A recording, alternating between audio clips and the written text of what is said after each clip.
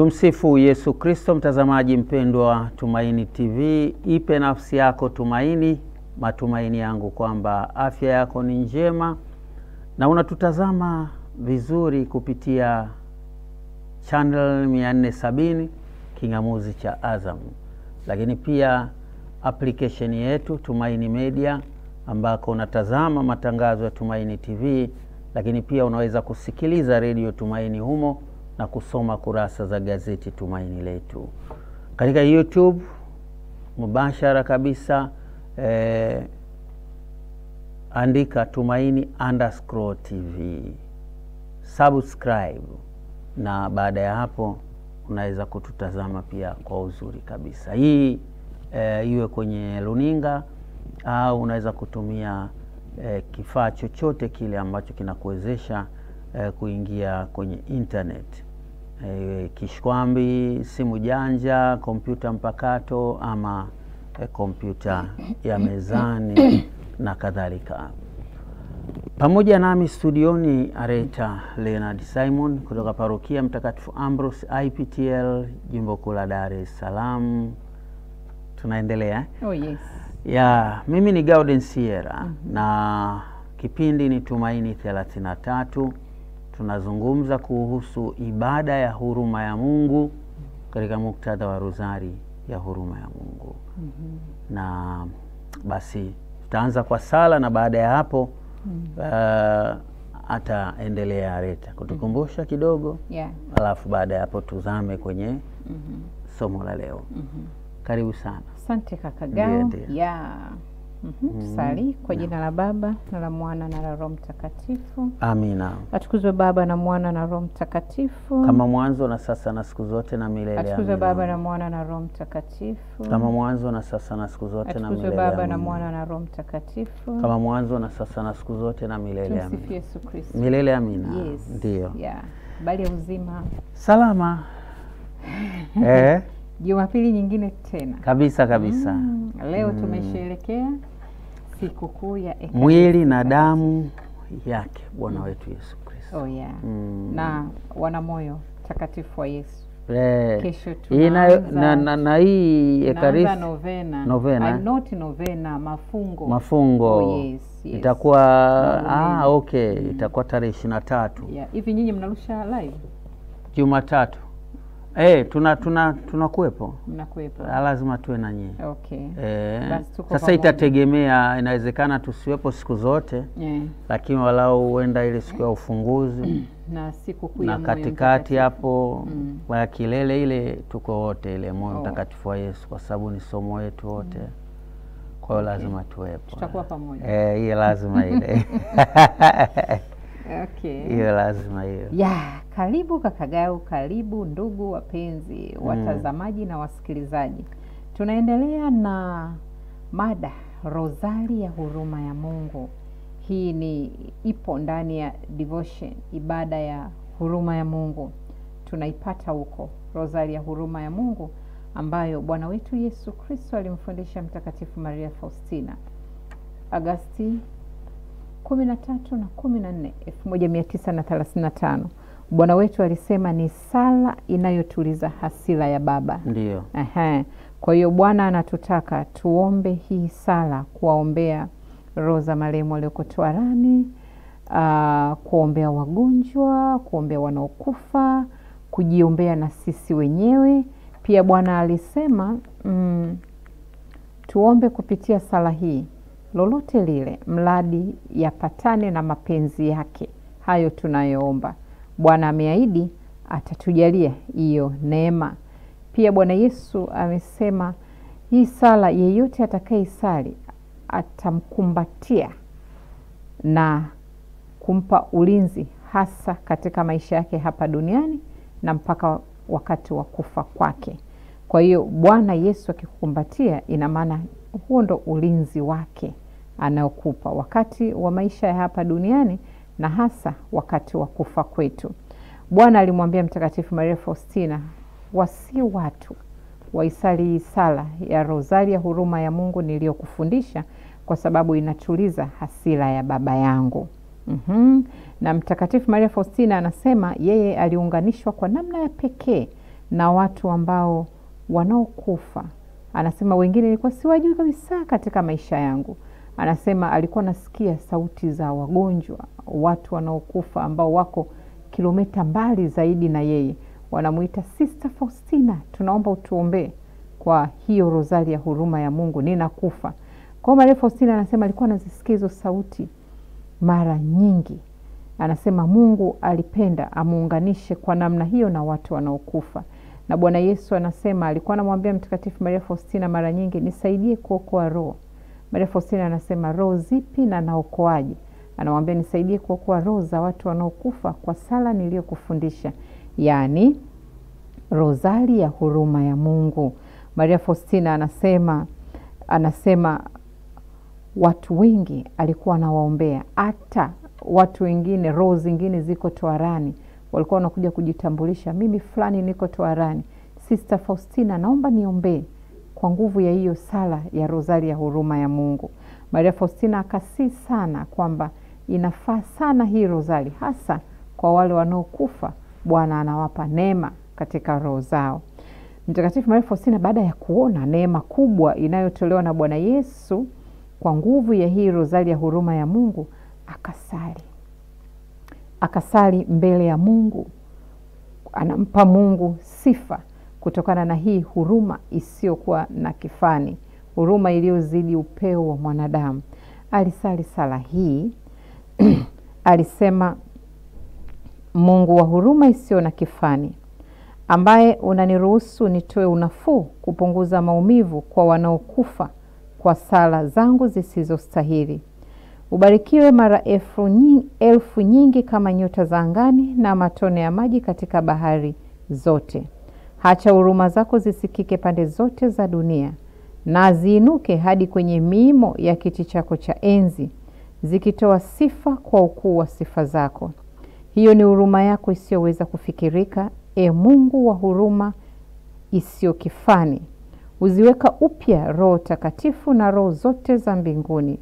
Hizi roho safi huingizwa kwa mshangao mtakatifu wakati zikitukuza utukufu huu wa huruma ya Mungu, ambao kwa upande wake unazifurahisha zaidi, na sifa zao hufanywa kwa njia kamilifu.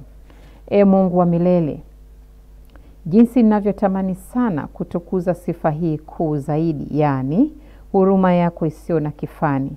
Ninaona udogo wangu wote na siwezi kujilinganisha na viumbe wa mbinguni wanaosifu huruma yako, Bwana.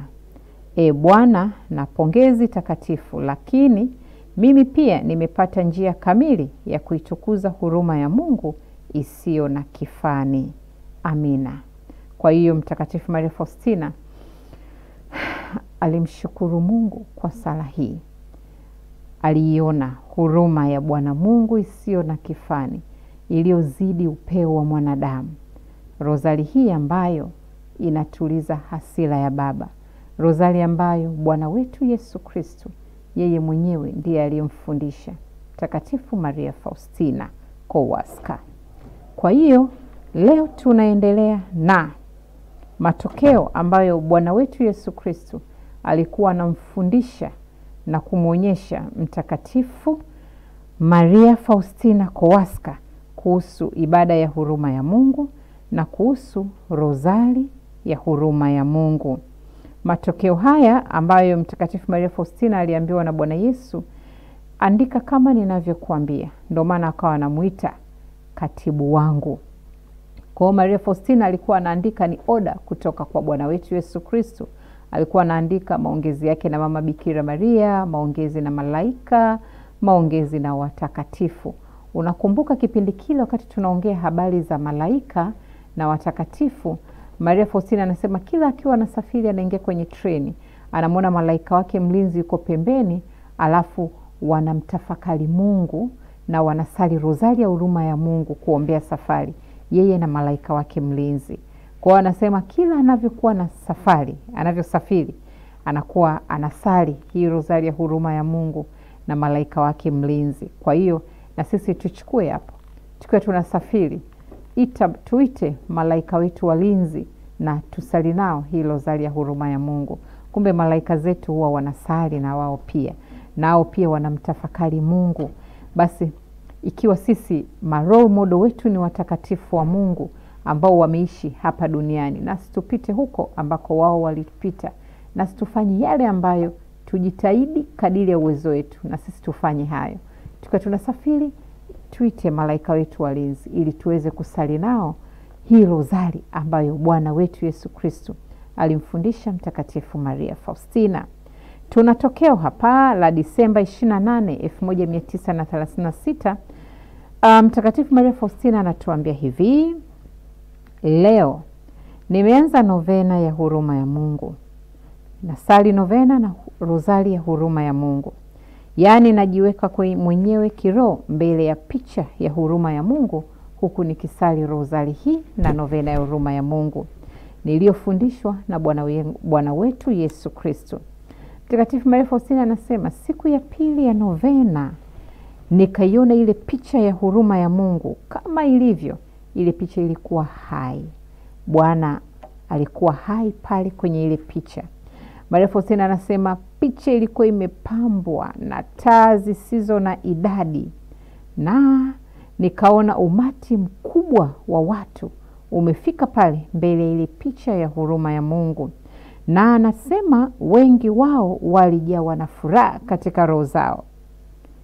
Ile picha kwanza Maria Faustina hakuipamba yeye. Ameiona imepambwa. Nadhani walipamba malaika picha imepambwa, alafu umati mkubwa wa watu wamefika mbele ile picha ya huruma ya Mungu.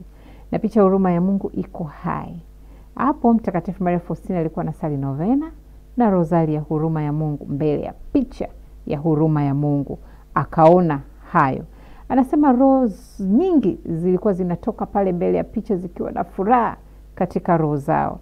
Maria Faustina anasema, Yesu wangu, jinsi gani moyo wangu unadunda kwa furaha kubwa hii.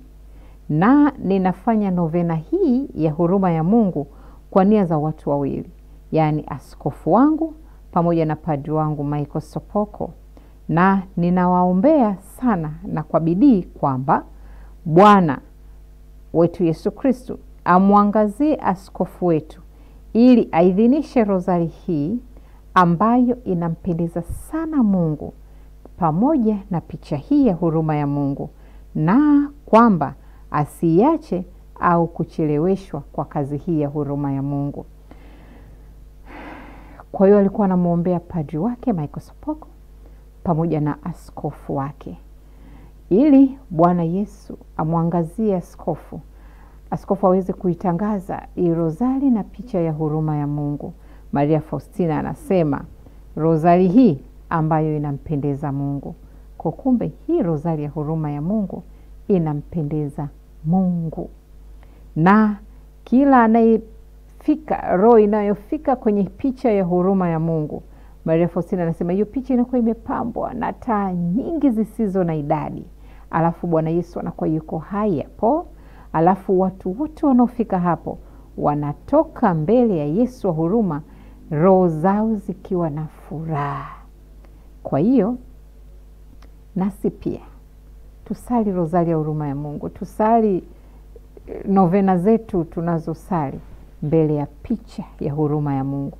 Twende tukakae pale miguuni mwa Bwana Yesu, tusali hii rozari ambayo Bwana alimfundisha Mtakatifu Maria Faustina kwa ajili ya dunia nzima. Tokeo lingine, Mtakatifu Maria Faustina anasema, wakati nikiwa ninasali rozari hiyo ya huruma ya Mungu, nikaisikia sauti ya Bwana Yesu akiniambia hivi, ni neema kuu kiasi gani ninatoa kwa roho zinazosali rozari hii ya huruma ya Mungu. Kina cha huruma yangu ya kiupendo huchochewa kwa ajili ya wale wanaosali rozari hii ya huruma ya Mungu. Andika binti yangu maneno haya, na ongea na ulimwengu juu ya huruma yangu. Watu wote watambue huruma yangu isiyoelezeka. Ni ishara nyakati za mwisho, na badala yake itafika siku ya haki. Wakati bado kuna muda, wache warudi kwenye chemchemi ya huruma yangu, na wache wafaidike na damu na maji yaliyomwagika ndani ya moyo wangu mtakatifu. Maneno ya Bwana Yesu kwa Mtakatifu Maria Faustina. Unaona hapo anamwambia binti yangu, andika. Atuandikie sisi na ulimwengu mzima, ili tujue Bwana anasema nini kuhusu hii rozari ya huruma ya Mungu. Maria Faustina anasema sasa yuko mbele ya picha hapo ya huruma, picha iliyojaa taa zinazowaka. Alafu Bwana Yesu yuko hai pale mbele ya picha. Watu maelfu wanajaa mbele ya picha ya huruma ya Mungu. Alafu wanatoka pale wakiwa na furaha katika roho zao. Nia za hiyo novena anamwombea askofu wake na padri wake Michael Sopoko, ili Mungu awaangazie waweze kuitangaza hii rozari inayompendeza Mungu pamoja na picha ya huruma ya Mungu.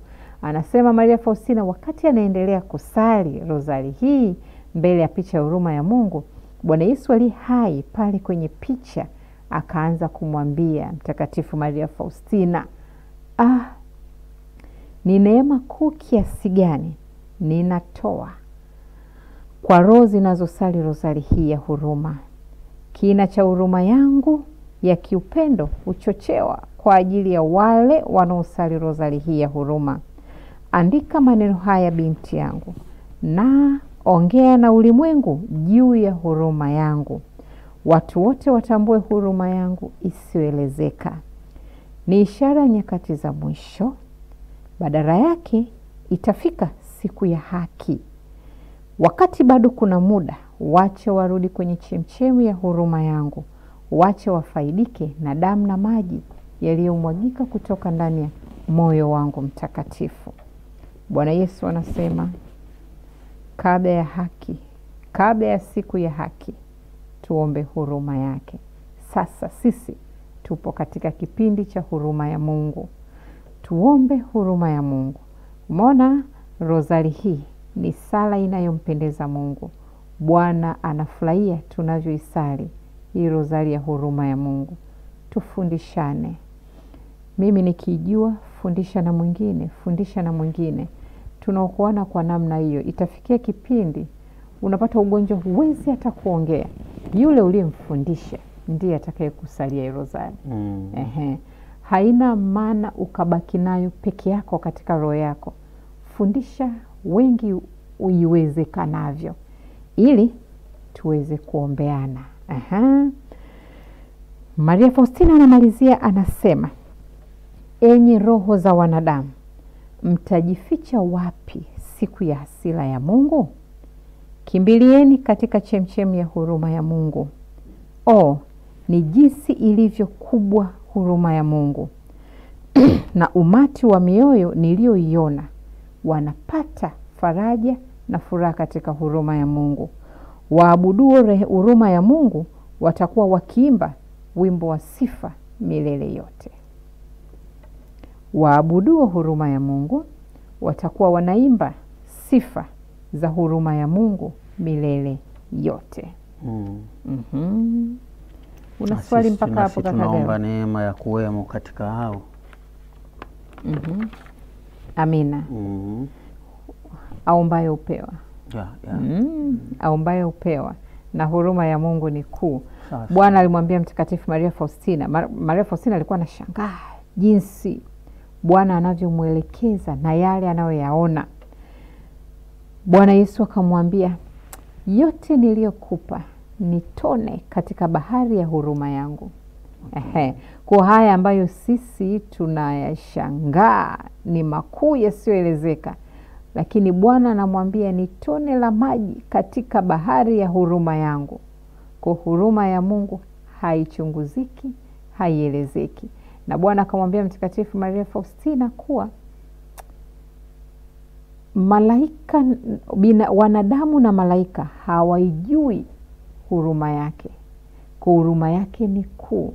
Hatuna elimu ya kutosha ya kufikia mwisho wa kuijua huruma ya Mungu.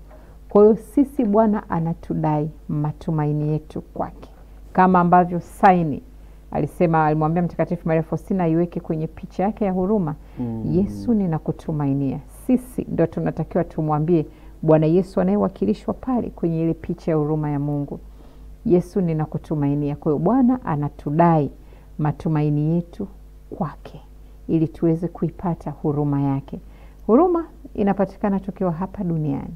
Tukisha achana na ulimwengu huu, yaani tukifariki, tunakutana na haki ya Mungu. Tuendelee. Ndio. Yes. Tokeo lingine, Mtakatifu Maria Faustina anatuambia, anasema hivi: leo sikuweza kufanya chochote kwenye misa ya leo. Nilisaidia sehemu tu muhimu, na baada ya kupokea Ekaristi Takatifu nikarudi katika upweke wangu. Ghafla uwepo wa Mungu ulinifunika, na hapo hapo nilihisi mateso ya Bwana Yesu kwa kitambo kidogo sana, na katika muda huo nilipata uelewa mpana sana kuhusu maarifa ya kazi hii ya huruma ya Mungu. Hapa Mtakatifu Maria Faustina anasema hivi alikuwa katika sadaka ya misa takatifu, na anasema hakuweza kufanya chochote kwenye misa ile. Anasema alisaidia sehemu muhimu tu, na baada ya kupokea Ekaristi Takatifu, Mtakatifu Maria Faustina anasema nilirudi katika upweke wangu. Ghafla uwepo wa Mungu ulinifunika, na hapo hapo nilihisi mateso ya Bwana kwa kitambo kidogo sana, na katika muda huo nilipata uelewa mpana sana kuhusu maarifa ya kazi hii ya huruma ya Mungu. Unakumbuka kipindi kile cha mateso ya Mtakatifu Maria Faustina alivyokuwa anateseka. Kwa hiyo na hapa anasema wakati wa misa takatifu alipata yale mateso. Na mateso makuu kwake ilikuwa ni yale maumivu ya watoto wanaotolewa mimba katika matumbo ya mama zao. Maria Faustina naye alikuwa anapewa yale mateso ya wale watoto wachanga wanaouliwa matumboni mwa mama zao. Bwana alikuwa anampa yale mateso kwenye tumbo lake la uzazi. Alafu mateso makuu mengine yalikuwa ni taji la miba. Maria Faustina anasema alikuwa anasikia ile miba inafika mpaka kwenye ubongo. Anasema misumari mikononi na miguuni, pamoja na kwenye ubavu, kuchomwa na mkuki. Hayo mateso Maria Faustina anasema yalikuwa yanamuwaka sana. Kwa hiyo Bwana alimshirikisha upendo huo. Kwa hiyo hapa wakati wa misa anasema niliyasikia mateso ya Bwana kwa kitambo kidogo, lakini anasema nilipata uelewa mpana sana kuhusu maarifa ya kazi hii ya huruma ya Mungu. Kwa hiyo tunaweza tukapata maarifa ya kazi hii ya huruma ya Mungu tunapopitia mateso makali ya kusababishwa na watu au mateso yako mwenyewe. Unaweza ukaijua zaidi baada ya huruma ya Mungu wakati unapitia changamoto. Ingawa ni vizuri ikawa ni utaratibu wako.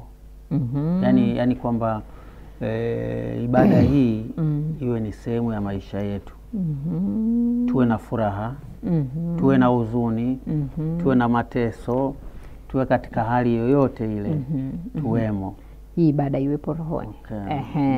Hapa Faustina anasema wakati amepitia hayo mateso kidogo, wakati yuko kwenye misa takatifu, akasema baada ya yale mateso akaelewa kwa upana zaidi maarifa kuhusu kazi hii, ibada hii ya huruma ya Mungu. Manake hapo alimtafakari Kristo. Tokeo lingine anatuambia wakati mmoja wa usiku niliamka ghafla, na nilitambua kuna baadhi ya roho zilikuwa zikiniomba niwaombee. Anasema zilikuwa katika uhitaji mkubwa wa sala. Kwa kifupi, lakini kwa roho yangu yote niliomba neema ya Bwana kwa ajili ya roho hiyo. Hii alikuwa amelala usiku. Anasema ghafla akaamka.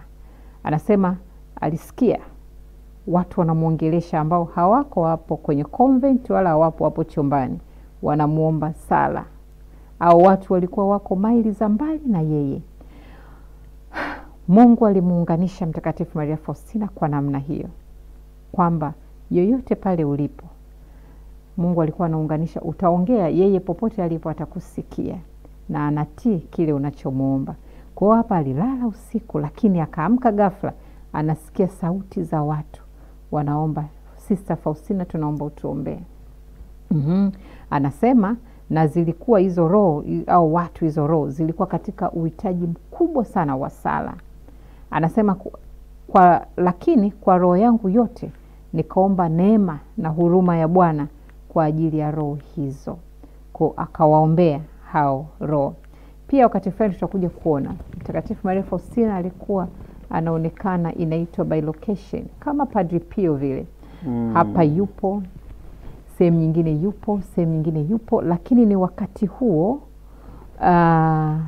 katika hali yake ya kibinadamu ile ile.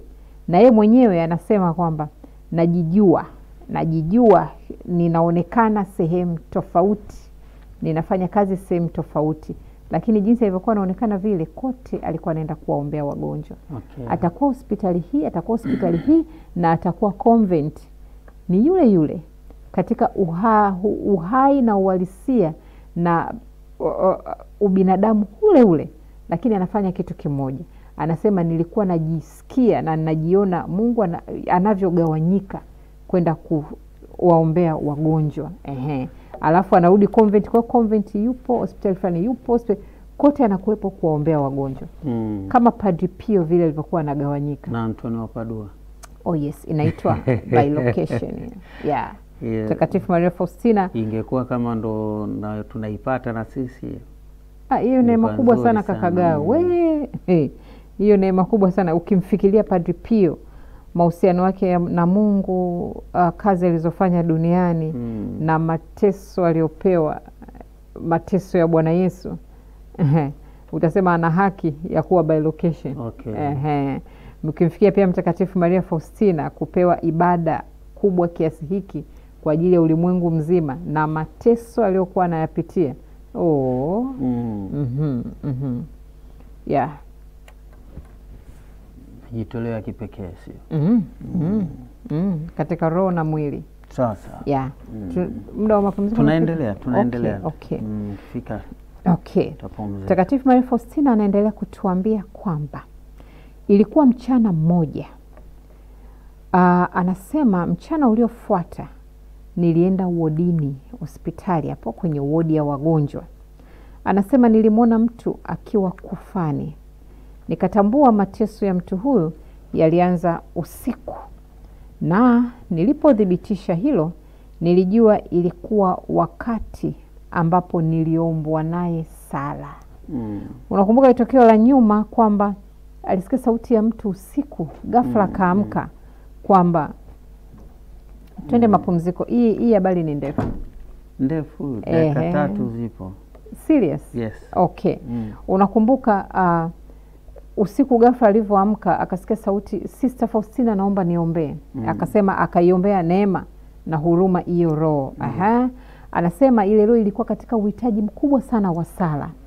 Anasema mchana yake hamjui huyo mtu. Mchana akaenda hospitalini, akaingia wodini. Akakutana na mgonjwa aliyekuwa kufani. Alafu na akapata uelewa kutoka kwa Mungu kwamba ile roho ilianza mateso hayo kuanzia usiku mpaka huo mchana. Maria Faustina anasema alivyolithibitisha hilo pale alipoomba usiku sala. Kumbe aliombwa na yule mtu, hiyo roho hapo, na walikuwa wala hawafahamiani. Anasema kisha Mtakatifu Maria Faustina anasema kisha nikasikia sauti ya Bwana Yesu rohoni mwangu ikiniambia hivi, sali mara moja sala ya rozari ya huruma niliyokufundisha. Maria Faustina anasema nilikimbia nikachukua rozari yangu na nikaenda kupiga magoti karibu na yule mgonjwa anayetapatapa kufani. Maria Faustina anasema nikaanza kusali rozari ya huruma ya Mungu. Ghafla yule mtu aliyekufani alifungua macho yake na kunitazama. Maria Faustina anasema sikuweza kumaliza rozari yote wakati yule mtu alipoaga dunia kwa amani sio na kawaida. Maria Faustina anasema nilimwomba Mungu kwa bidii atimize ahadi yake aliyonipa kwa kusali rozari hii. Na Bwana Yesu alinijalia kujua kuwa roho ile niliyokuwa naiombea imepata neema ya Bwana Yesu aliyoiahidi. Na hiyo roho ndo ilikuwa roho ya kwanza kupokea faida ya Bwana Yesu. Maria Faustina anasema niliweza kuhisi nguvu ya huruma ya Mungu ikiifunika ile roho maskini ya mgonjwa. Umeelewa Kakagawa? Nakuelewa. Ehe, ndio maana Maria Faustina anasema tusali sana hii rozari kwa wagonjwa. Ukimtazama huwezi jua kwamba huyu anakufa wakati huu, lakini ile sala itakuwa hazina kwa roho yake. Kwa hiyo kumbe yule mtu aliyeita usiku, Mtakatifu Maria Faustina naomba niombee, na hawajuani Sister Faustina, na Maria Faustina ule usiku akasali kuombea ile roho na kuombea huruma ya Mungu, akamsalia rozari. Anasema asubuhi mchana akapita hospitalini, alivyoingia wodini kumbe akakutana na yule mtu aliye usiku aliyemuita, na hawajuani. Maria Faustina anasema yule mtu alimkuta yuko katika hali mbaya sana, na aliona yale mateso yake yalianzia usiku. Maria Faustina anasema nikasikia sauti ya Bwana Yesu ikiniambia, sali mara moja rozari niliyokufundisha kuiombea hiyo roho. Maria Faustina anasema nikakimbia kuchukua rozari yangu, nikaenda kupiga magoti pembeni ya kitanda cha yule mgonjwa ambaye yuko mahututi, na yule mgonjwa muda wote alikuwa amefunga macho. Maria Faustina anasema alivyoanza kusali ile rozari ya huruma ya Mungu, yule mgonjwa akafungua macho akamtazama Maria Faustina. Wakati anaendelea kusali rozari ya huruma ya Mungu, anasema niligundua kwamba yule mgonjwa alipata huruma na neema kubwa ya Mungu, na akamshuhudia anavyofariki kwa amani kubwa. Maria Faustina sasa alivyoona yule mgonjwa amefariki, akamuomba Bwana aijalie ile roho neema na ahadi Bwana Yesu alizotoa kwa wale wanaosaliwa hii rozari ya huruma alafu wanaofariki. Maria Faustina anasema Bwana akanijuza kwamba ile roho ilipata neema na ahadi ambazo Bwana Yesu ametoa. Okay. Naam, mtazamaji, kipindi Tumaini 33 tunazungumza kuhusu rozari ya huruma ya Mungu.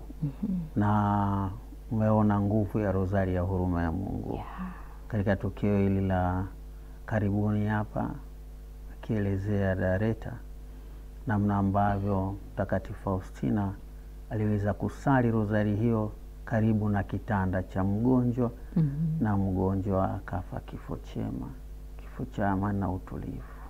Bila shaka na sisi pia tuige mfano huo.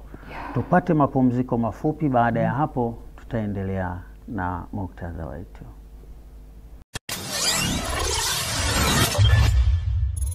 Mtazamaji mpendwa, tumerejea kipindi Tumaini 33 na tunazungumza huruma ya Mungu.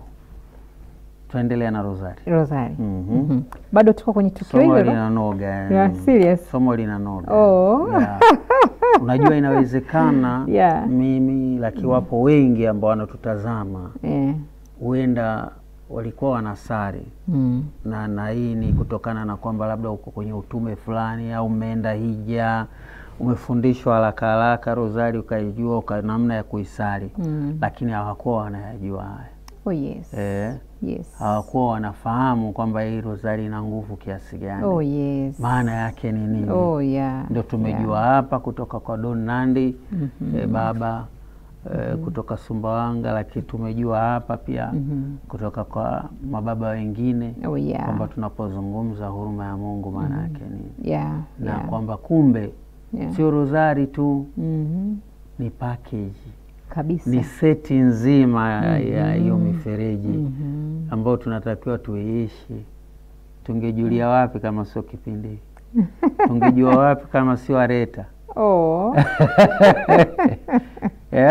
Seriously? Hakukupatikana kabla ya hapo. Ndio. Imekuja, wewe ukaja ukatuambia jamani, huruma ya Mungu. Mzigo. Baada ya hapo tunaona mababa nao wanakuja atuambia hii na umuhimu hii, msiache kusali. Na kumbe wao ambao wamejaliwa kutambua kwamba hii inawahusu na wanatakiwa watutangazie, watuambie kwamba mnatakiwa kusali huruma ya Mungu. Bila hivyo manake ulimwengu utateketea. Yes. Kwa hiyo basi tuendelee na tuendelee. Tunaendelea tukio hilo. Sasa Mtakatifu Maria Faustina alivyosikia sauti ya Bwana Yesu kumwambia amwombee yule mgonjwa sala ya rozari niliyokufundisha. Na Mtakatifu Maria Faustina alivyoanza kusali, anamwona yule mgonjwa anafungua macho, maana muda wote alikuwa kwenye mateso amefunga macho. Anafungua macho alafu anamwangalia Sister Faustina. Faustina ikapiga magoti, anaendelea tu kusali rozari ya huruma. Hajamaliza hata mzunguko mzima wa rozari. Anasema anamuona yule mtu anakufa kwa amani kubwa. Maria Faustina anamshukuru Mungu na anaomba, anamwambia Bwana Yesu, naomba mjalie hii roho, ijalie neema na ahadi ulizotoa kwenye nguvu ya hii rozari ya huruma ya Mungu wale tunaowaombea. Maria Faustina anasema na anaelezwa na Bwana Yesu kwamba ile roho imepata ile ahadi ambayo Bwana Yesu ambaye ameisema kwa wale watakaosaliwa rozari hii, na watakaosaliwa na watakaosali atawakumbatia katika maisha yao ya hapa duniani na hasa wakati wa kufa kwao. Kwa Maria Faustina anamshukuru Mungu kwa neema hii na ambayo alimpatia yule roho maskini. Wakati bado yuko hapo hapo, Maria Faustina anasema nikaendelea kusikia sauti. Sasa hii sauti haikuwa ya Bwana Yesu. Okay. Wakati wa nyuma mwaka jana Kakagao, nilikwambia Mtakatifu Maria Faustina alikuwa anaongea na Utatu Mtakatifu katika umoja. Okay. Mtakatifu Maria Faustina alikuwaga anasikia sauti ya Mungu Baba. Okay. Sasa hapa sasa hivi anayeongea ni Baba wa milele. Okay. Bwana Yesu alimwambia ombea hiyo roho sala niliyokufundisha. Sasa. Na alivyoomba ile roho, Maria Faustina anaishuhudia imekufa kwa amani. Na Bwana Yesu anamfahamisha Mtakatifu Maria Faustina ile roho maskini imepata huruma ya Mungu. Sawa? Sasa Maria Faustina anasikia sauti ya Mungu Baba.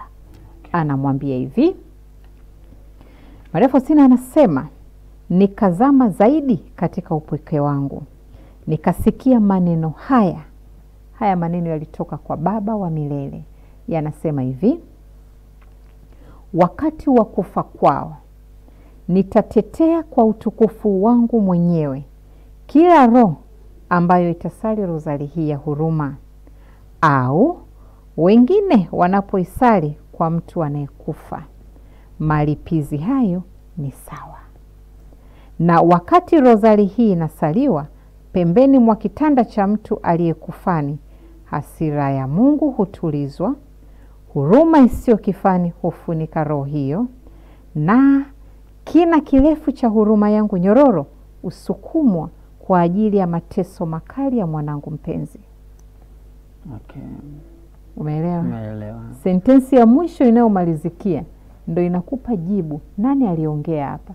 Diary namba 811. Okay. Mwenye diary pitia hapo. Diary namba, anza mtiririko, anza diary namba 810 alafu shuka hapo 811. Okay. Utamsikia Baba wa milele anachoongea.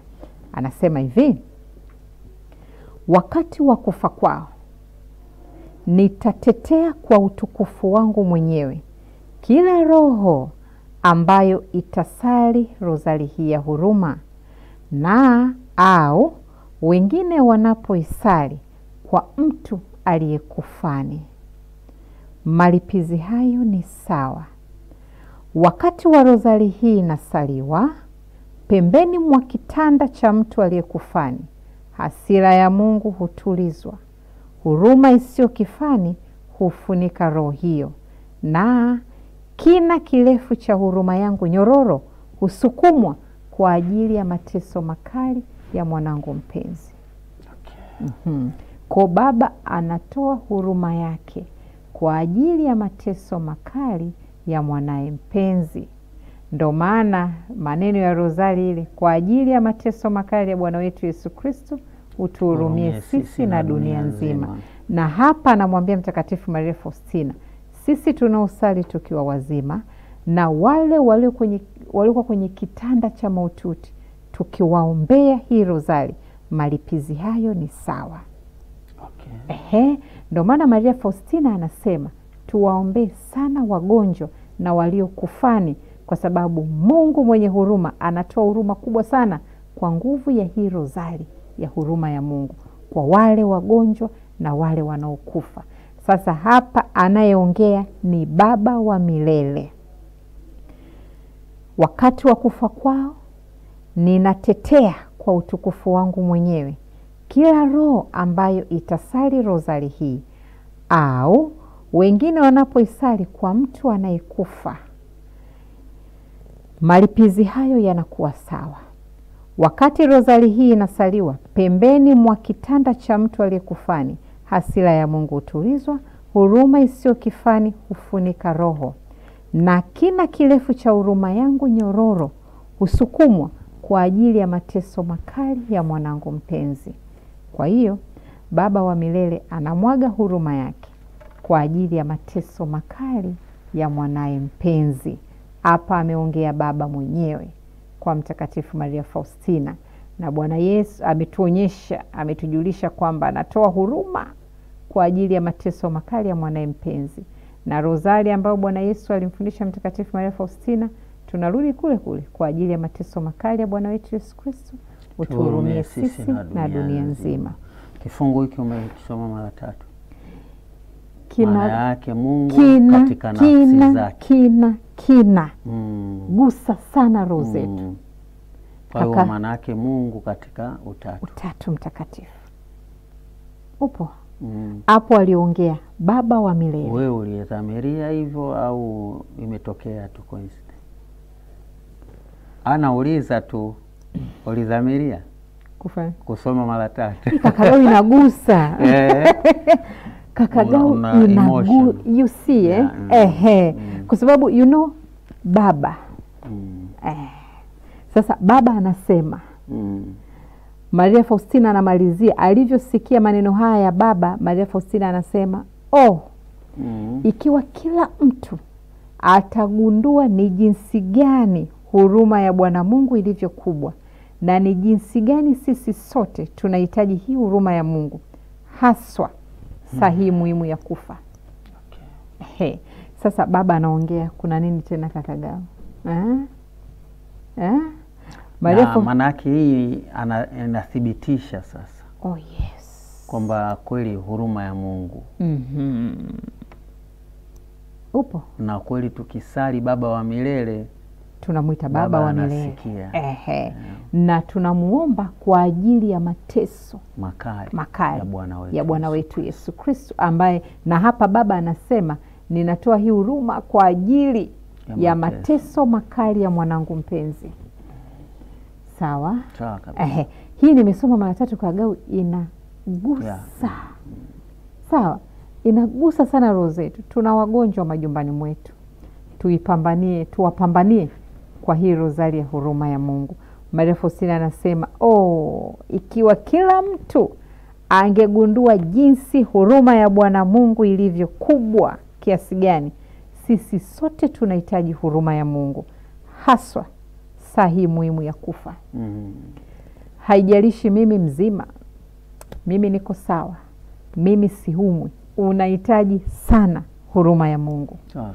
Maria Faustina anamalizia haswa wakati huu muhimu, wakati wa kufa.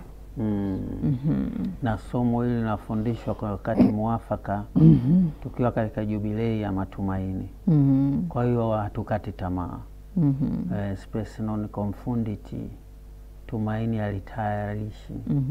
Lakini pia peregrinantes in spe, mahujaji wa matumaini ndo sisi.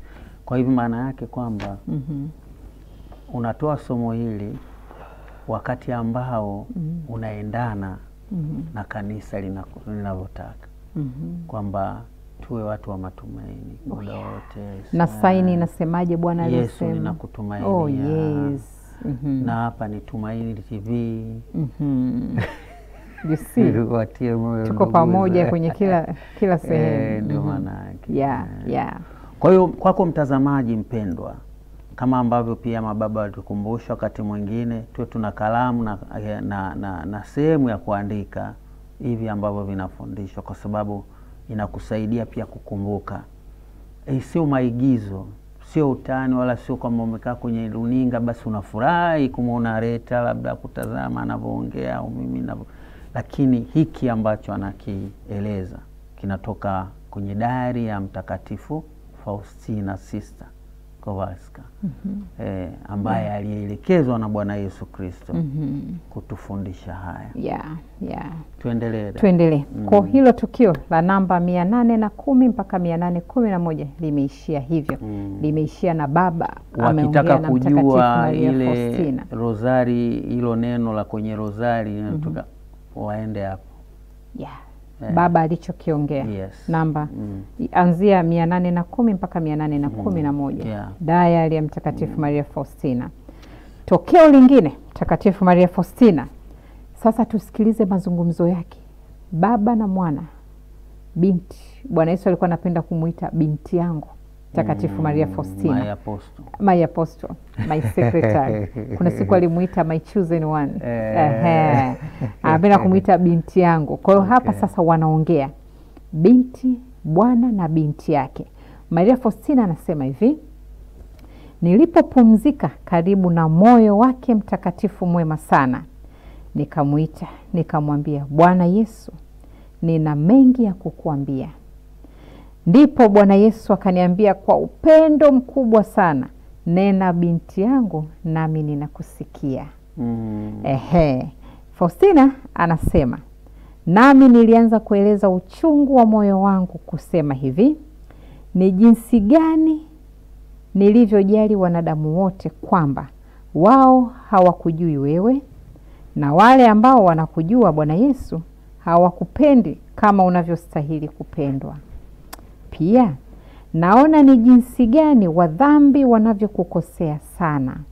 Halafu tena naona ni jinsi gani waaminifu, hasa watumishi wako mapadri, wanavyokandamizwa na kuteswa.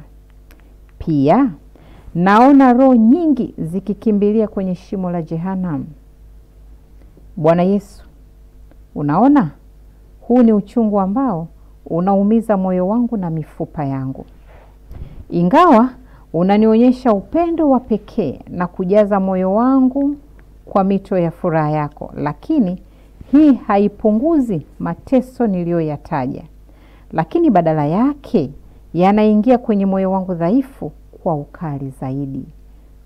Yesu wangu, jinsi gani ninatamani wanadamu wote wageuke kwa uaminifu kwa huruma yako. Kisha baada ya kuona utukufu wa jina lako, moyo wangu utafarijiwa.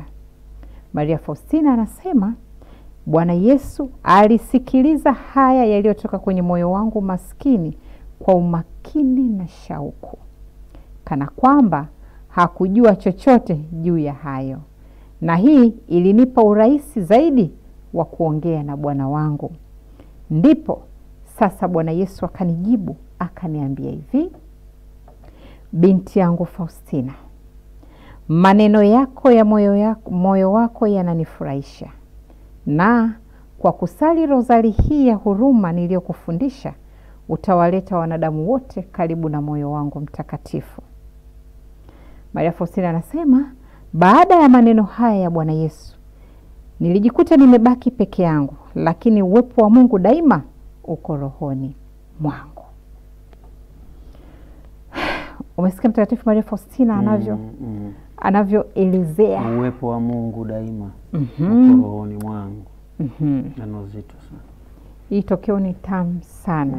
Maria Faustina anagusa kila watu ambao anasema anateseka nao katika moyo wake mpaka mifupa yake. Hapa alikuwa anaongea binti na bwana. Kwanza alivyomuita, Bwana wangu, nina neno nataka kunena nawe. Bwana akamwambia, sema binti yangu, ninakusikia. Maria Faustina anasema, nilijawa na uchungu kwa moyo wangu wote, na kusema jinsi Maria Faustina anavyojali watu wote, na kwamba wale watu hawakujui wewe Yesu, na wale ambao wanakujua hawakupendi kama unavyostahili kupendwa. Labda sisi tunaomjua na tunaompokea, Maria Faustina anasema hatumpendi kama Bwana Yesu anavyostahili kupendwa. Maria Faustina, kwa vile yeye anamuona live anaumia katika moyo mpaka mifupa, ubaridi wetu tuliokuwa nao kwa Bwana Yesu. Pia anasema, naona jinsi gani wadhambi wanavyokukosea sana. Alafu tena, naona jinsi waaminifu, hasa watumishi wako, mapadri, wanavyokandamizwa na kuteswa. Pia naona roho nyingi zinakimbilia katika shimo la Jehanamu. Unaona Yesu, huu ni uchungu ambao unaumiza moyo wangu mpaka mifupa yangu. Ingawa Yesu unanionyesha upendo wa pekee na kujaza moyo wangu mito ya furaha yako, lakini hii haipunguzi mateso niliyoyataja kwako. Lakini badala yake yanaingia kwenye moyo wangu dhaifu kwa ukali zaidi. Jinsi gani natamani wanadamu wote wageuke kwa uaminifu katika huruma yako. Na kisha baada ya kuona utukufu wa jina lako, moyo wangu utafarijika. Maria Faustina alikuwa anamwambia hayo Bwana wetu Yesu Kristo. Maria Faustina anasema, Bwana Yesu alisikiliza haya yaliyotoka kwenye moyo wangu kwa umakini na shauku kuu, kwa sababu walikuwa wamekaa pamoja, wanatizamana, wanaongea, wanaonana. Anasema jinsi alivyokuwa anasikiliza kwa umakini na shauku kuu, kana kwamba Bwana Yesu hakujua chochote juu ya hayo. Na hii Maria Faustina anasema ilinipa urahisi zaidi wa kuendelea kuzungumza na Bwana Yesu. Ndipo Bwana Yesu akamjibu sasa. Kati ya yote aliyosema Mtakatifu Maria Faustina, Bwana Yesu akajibu mistari miwili tu, akamwambia, binti yangu Faustina, maneno hayo ya moyo wako yananifurahisha, na kwa kusali rozari ya huruma ya Mungu unawaleta wanadamu wote karibu na moyo wangu mtakatifu. Maria Faustina anasema, baada ya maneno hayo nilijikuta nimebaki peke yangu, lakini uwepo wa Mungu daima uko rohoni mwangu. Bwana anamwambia, binti yangu Faustina, maneno ya moyo wako yananifurahisha, na kwa kusali rozari hii ya huruma unawaleta wanadamu wote karibu nami. Ujumbe wetu. Kwa kusali rozari ya huruma unawaleta wanadamu wote karibu ya moyo wangu mtakatifu. Kumbe hata sisi kwa kusali rozari ya huruma tunawapeleka wanadamu wenzetu katika moyo mtakatifu wa Yesu. Tulichukua hilo. Muhimu sana. Pia tunaweza kusali kusema, Bwana Yesu, nasali rozari hii kwa ajili ya uongofu wa wakosefu duniani. Tunawapeleka wanadamu wote katika moyo mtakatifu wa Yesu. Maria Faustina ameorodhesha mateso yanayoteseka kwa ajili ya watu kuto kumpenda Mungu, na akasema, akalalamika kwa ajili ya mapadri wanaokandamizwa na kuonewa. Akaongea mengi na mpaka kwa ajili ya watu wanaoenda Jehanamu. Maria Faustina anaumizwa na anasema haoni upendo tunavyompenda Bwana Yesu kama ambavyo Yesu anastahili kupendwa na sisi viumbe vyake. Hivi ni vitu ambavyo vinaumiza moyo wa Mtakatifu Maria Faustina pamoja na mifupa yake. Bwana anamwambia neno moja tu, maneno yako yananifurahisha moyo wangu, na walete wanadamu wote kwa njia ya rozari ya huruma ya Mungu. Walete wanadamu wote katika moyo wangu mtakatifu. Kumbe hata sisi pia tunaweza tukapelekana kwenye moyo mtakatifu wa Yesu kwa nguvu ya rozari ya huruma ya Mungu. Bwana, naombea uongofu wa wakosefu maskini dunia nzima. Tunajileta katika moyo wako mtakatifu kwa nguvu ya rozari ya huruma ya Mungu. Okay. Tuko pamoja? Tunaendelea. Tuendelee. Yeah. Muda bado tunao. Tuna dakika. Ngapi? Kama 8. Okay. Tunaendelea.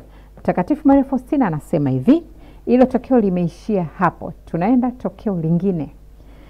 Mtakatifu Maria Faustina anasema, jioni hii kijana fulani alikuwa anakufa. Alikuwa anateseka sana, na kwa ajili yake nilianza kusali rozari ya huruma ya Mungu ambayo Bwana Yesu amenifundisha. Nilisali rozari yote, lakini uchungu wa yule kijana ulikuwa unaendelea. Maria Faustina anasema nikataka kusali na litania ya watakatifu wote. Akataka kuacha rozari alafu asali litania ya watakatifu wote. Anasema lakini nikasikia sauti ya Bwana Yesu ikiniambia, endelea kusali rozari ya huruma ya Mungu kuombea hiyo roho. Maria Faustina anasema nilielewa kuwa roho ile ilihitaji msaada zaidi na maalum ili kuweza kuipata huruma ya Mungu. Hii story ni ndefu, tutamaliza kakagao, muda umeisha. Naomba niendelee hii story wiki ijayo. Aha. Yes. Kwa hiyo una neno gani hadi hapa ambapo umetuelekeza hichi ambacho umekifundisha? Ndugu zangu, rozari ya huruma ya Mungu. Tulimsikia Mungu Baba, namba kuanzia namba 810 na 811. Mungu Baba ameongea katika namba 811. Anasema anatoa huruma. Huruma yake nyororo husukumwa kwa ajili ya mateso makali ya mwanae mpenzi. Zile roho ametoa ofa, ametoa neema ya roho zitakazoombewa rozari ya huruma ya Mungu na zile zitakazosali wao wenyewe. Anasema malipizi hayo ni sawa. Kwa hiyo wale waliolala pale kitandani hawezi tena kuongea, hawezi kusali. Sisi sasa tukakae pale kuwaombea rozari ya huruma ya Mungu. Sisi tukiomba, tukiwaombea wale, Mungu wetu anapokea. Ametoa hiyo ahadi. Na ni kwa ajili ya mateso makali ya mwanae mpenzi. Hii rozari ya huruma ya Mungu ina nguvu kubwa sana. Ni matashi ya Mungu kwetu sisi wanadamu. Bwana Yesu alisema ni sala inayotuliza hasira ya baba ya milele, hasira ya baba wa milele. Kwa hiyo tuombeane, tuwafundishe wengine, ili tutakaposhindwa kusali sisi, wale watu nao wafundisha watuombee. Rozari ya huruma ya Mungu. Na wazazi mwafundishe watoto. Pale ambapo unakuwa huko kwenye kushindwa hivi, basi watoto wanakuzunguka. Yes. Una mifano mingi sana. Watu wanakuzunguka, wanasali, wanakuombea. Baba anamwombea mama, mama anamwombea baba, watoto wanaombea wazazi. Basi familia nzima inaombea. Ikiwa hili linafanyika kwenye jumuiya zetu, manake jumuiya nzima itakuwa inasali hivyo. Kutoka hapo kanisani, huko kwenye kigango, pengine kwenye parokia teule au parokia, tunasali wote. Toka tumetisha, shetani atakimbia kwa mbali sana. Na mtazamaji, tamati ya kipindi Tumaini 33, tukizungumza rozari ya huruma ya Mungu katika ibada ya huruma ya Mungu. Namshukuru sana Areta Leonard Simon kutoka parokia Mtakatifu Ambrose IPTL jimbo kuu la Dar es Salaam. Shukrani pia kwa Meki Makali nyuma ya kamera kichanganya picha, lakini mrusha matangazo Simon Peter. Tumshukuru pia Sister Leonora John Ganunga. Mimi ni Gauden Sierra, pamoja na mababa wa kiroho ambao wanashiriki nasi kipindi hiki. Basi tuseme asante kwako mtazamaji, na endelea kuwa nasi kila siku. Dominika saa 2:30 usiku, Jumanne saa 12 kamili jioni marudio, na Jumatano saa 3 kamili usiku marudio. Tufunge kwa sala. Tunaukimbilia ulinzi wako mzazi mtakatifu wa Mungu. Usinyime tukiomba katika shida zetu, tuokoe siku zote kila tuingiapo hatarini. Ewe Bikira mtukufu na mwenye baraka. Amina. Baba wa milele, uzitazame kwa jicho la huruma roho aminifu kama urithi wa mwanao.